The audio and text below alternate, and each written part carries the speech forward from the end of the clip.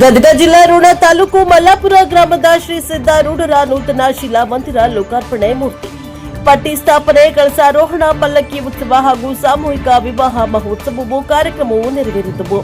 21-4-2026 ದಿನಾಂಕ 27-4-2026 ಪ್ರತಿದಿನ ಸಾಯಂಕಾಲ ವಿವಿಧ ಕಾರ್ಯಕ್ರಮಗಳನ್ನು ಹಮ್ಮಿಕೊಳ್ಳಲಾಗಿದೆ. ಪ್ರಥಮ ದಿನವಾದ ಇಂದು ಮುಂಜಾನೆ ಶ್ರೀ ಸಿದ್ದಾರೂಢರ ಮೂರ್ತಿ ಹಾಗೂ ವಿವಿಧ ಶರಣರ ಮೂರ್ತಿಗಳ ಭವ್ಯ ಮೆರವಣಿಗೆಯು ಗ್ರಾಮದ ಪ್ರಮುಖ ಬೀದಿಗಳಲ್ಲಿ ಕುಂಭಮೇಳ, ಆರತಿ, ಡೊಳ್ಳು, ವಿವಿಧ ವಾದ್ಯಗಳೊಂದಿಗೆ ಶ್ರೀ ಶರಣರ ಮೂರ್ತಿಯನ್ನ ಎತ್ತಿನ ಗಾಡಿಯಲ್ಲಿ ಮೆರವಣಿಗೆ ನೆರವೇರಿಸಿದರು.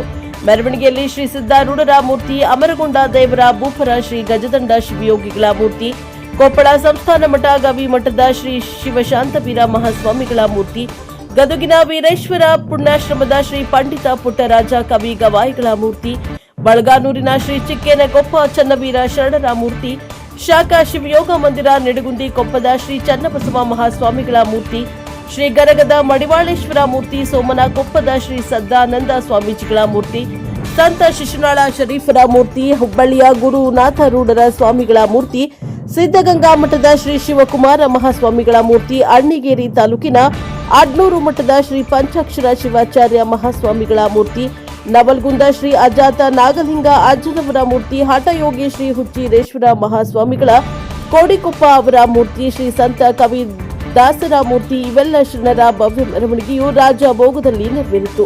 ಇಂದು ಸಾಯಂಕಾಲ 6 ಗಂಟೆಗೆ ಶ್ರೀ ಸಿದ್ದಾರೂಢರ ಪ್ರವಚನ ಕಾರ್ಯಕ್ರಮ ನೆರವೇರಿತು.